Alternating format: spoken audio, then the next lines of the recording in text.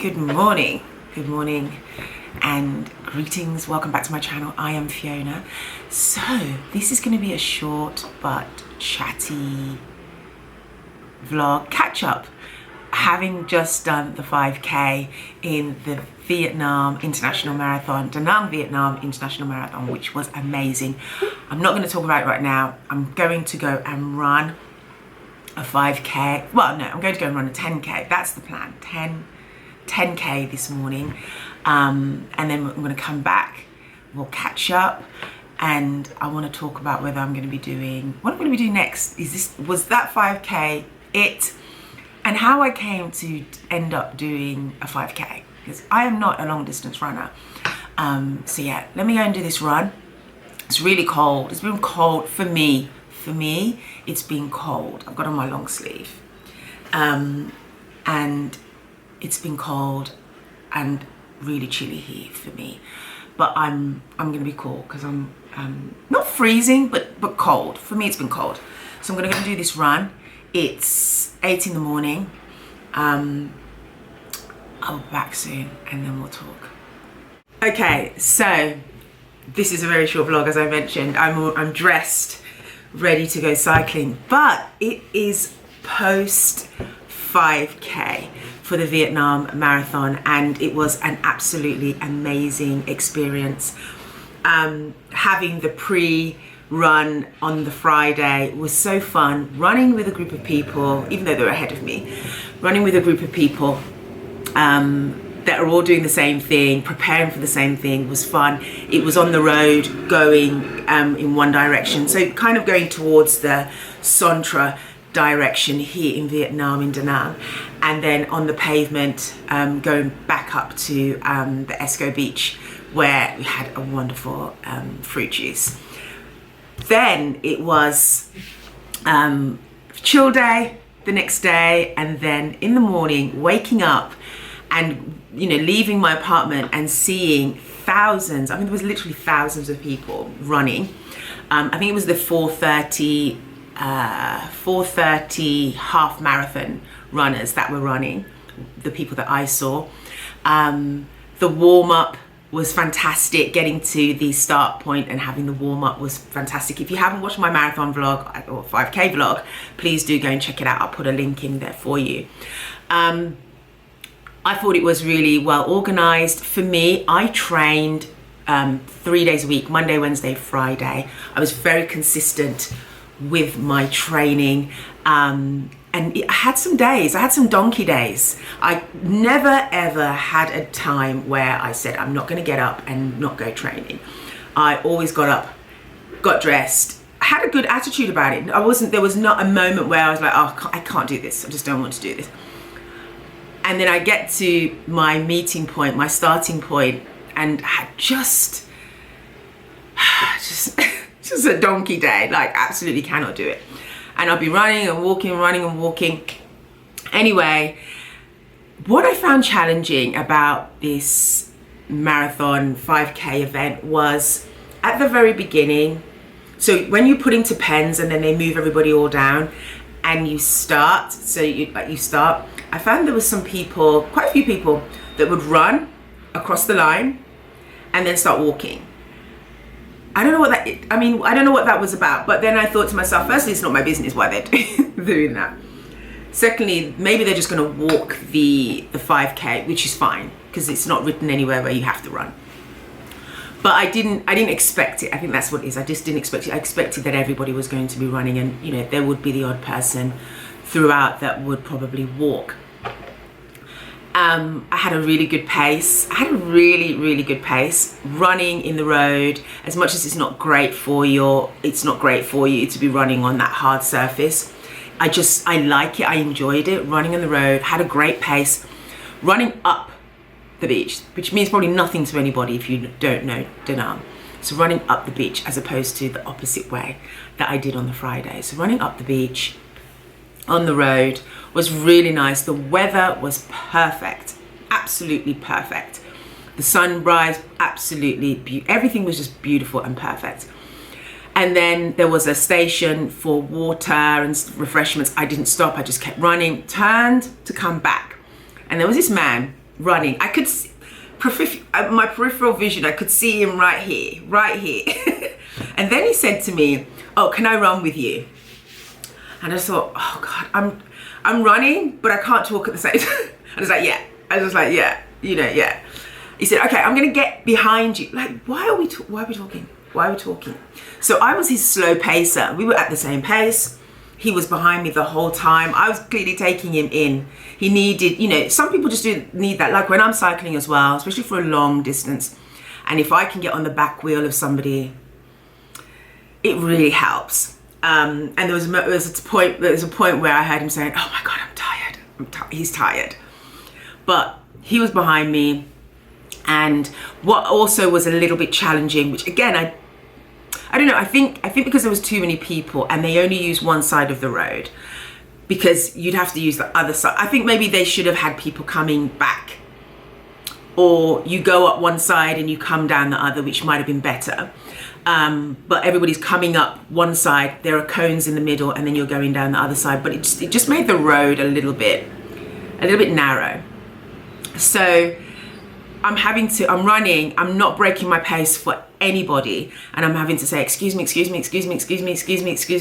because of the people that are like, I'm coming up to them and they're in my way. And then making it into the finish line, which was really fantastic. I ran, if you don't know, I ran 33 minutes and 53 seconds, which I've not run that on any of my training. I've been running more than 5K. I've been running 5.7, 5.6. I even ran 9K as well, one of my training sessions, comfortably, no stopping. But 33.53 is what I ran. And it felt intense. It felt different. I don't know why. I know the route. I've ran that route many times. On my training session, of course, that's where my route is. I run that route. But it felt really hard. And I think, like someone said to me, that it was like the energy of other people. I think it's also a combination of people, just having so many people around you, some people stopping. It was just a lot. It felt like a lot. It just felt like a lot. I don't know how else to explain. I mean, if you've done a 5K or marathon, does it feel harder when you're actually doing the real thing as opposed to your training? So, crossed the finish line, had a beautiful medal, hung out down there for quite a while. It was really nice. The atmosphere was amazing. All the, marathon runners who done the half marathon and full marathon were coming in or were already in, and they were sitting in ice tubs, which was cool. They might have had about 5 or so ice tubs lined up. Next to a chilled area, stretching area, which was really awesome. And there were everybody was just sitting there, just decompressing and just chilling and de-stressing. So that was really, really fantastic. So, would I do a 5K again? Well, let me tell you what happened. The day before the race, well, a few weeks before the race, I was looking at other races as well, because I also want to do some cycling events too. But I was looking at some other, like, okay, I'm going to do this 5K. What about a 10K? So I was looking at some 10Ks, and there is actually a 10K here in Vietnam, but it's in Ha Long Bay. And if I go and stay in Hanoi, it's 2 to 3 hour drive to Ha Long Bay. Let's say 2 hours. Because, or even maybe a little bit less, but still a long time in the morning because the roads will be quiet. I don't want to get up extra early. I just don't want to do it. I missed the race that was just in Hue. They had a 10K there, but I missed it. And so, drum roll. Next week, people, when you watch this, that coming weekend, before the weekend, that same week, you and I, we're going to Hanoi because we are running. I can't even believe I'm doing these things. It's insane. I'm on a sabbatical. I'm supposed to be chilling, doing my MA, doing sports. Okay, part of this is probably sports. Just chilling, right? Just chilling. We are going to Hanoi next week. we're doing the 15K because they don't have a 10K. So we're doing a 15K at the Tejo Marathon. I cannot believe I signed up for this. I have since post 5K, I have actually run 15K without stopping. It was a very slow pace. I did it in 1 hour 59, which is very slow. But it was really nice, really comfortable. In the road actually, and it was very early. I woke up at 5 in the morning. Excuse me, no, I woke up at 4 in the morning and left out at 5. Started my run about 5:30 or just before 5:25 because I was just stretching, and you know, for me, I feel like I just need to just stretch a little bit longer in the mornings. But we're going to Hanoi. I cannot even believe it. Yesterday they sent me the QR code. I had to sign a waiver, and once you sign that, they give you the QR code, so that way you pick up your race kit. Hanoi people, we're going to Hanoi. We're going to Hanoi. So that is what's happening. I'm losing, I don't know what's going on with me. Running fever, maybe. So that is what's happening in terms of my running. As for cycling, I am also looking for some events. I've got my Ironman event that I want to do, that I've wanted to do for a while actually. It's not here, and it's not until the end of the year. And I'm still looking at some other events. The thing with these cycling events, and I need to just suck it up. I need to just be like, whatever. What kind of puts me off a little bit is the hill climbing. You're not just cycling on a flat road. There's hills in these things, and I just need to do it because thing is, I need to just do it, go at my own pace, and if I need to stop. I do not enjoy hill climbing. On a flat road, I'm gone. But the hills, and it's not that I can't do it, I just don't enjoy it. There are lots of people who enjoy hills. It's like, you're not cycling if you're not on a hill. So that is what's happening. We're going to Hanoi. We're going on the Thursday, Friday, Saturday, Sunday. I think we're going on the Thursday. Booked my flight, booked my accommodation, my Airbnb, which is facing the lake. And the run is at the lake. The lake is, oh, excuse me. One moment, let me answer this call. I had to deliver it.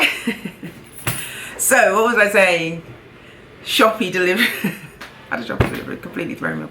So, yeah, we're going next week. And super excited. Never been to Hanoi. I've been to Ho Chi Minh. Never been to Hanoi. So we're arriving really early in the morning. I'm flying there. And so we're going to hang out. We're going to go have breakfast. You know where we do. You know how we do it. We're going to go have breakfast in a vegan spot. And we're going to go and check out Hanoi. Let's go and hang out in these Hanoi streets. And then we are going to later on that day go and check out the course, go and pick up my kit. Yeah, just really hang out. My apartment faces the lake. I think I said this. And the lake is 15K. Yeah, so it's once around, I believe. So I'm really, really, really excited about that. So right now I've been having physio. My lower back has just been tight. So I've been having some physio on my back. I go every day at 3 o'clock to have this physio. It's not expensive here, but it's really working. It's just my back it's just tight. So I'm going to take my time. I'm not going to be breaking my neck at this race, but by the time next week comes, everything will be fine. But yes, let's go to Hanoi. Let's check out Hanoi and let's run this 15K. If you run a 15K, let me know your experience down below. If you want to run, I'm not an expert. I'm just participating and enjoying myself on these events. I'm a winner either way, right? Because I'm consistent in my training. I'm training for a long period of time. I'm participating. I'm getting ready. Just winning. And finishing and completing the race. It's just a win. So I'm enjoying it. No fancy watches, no fancy gadgets. Got some really nice trainers that I did pick up when we were in Thailand, if you remember. So yeah, wish me luck. But you're coming with me. You will be with me on the sidelines. But see you at the airport. Let's check in at the airport. before we get on the plane for Hanoi to do the 15K. See you there.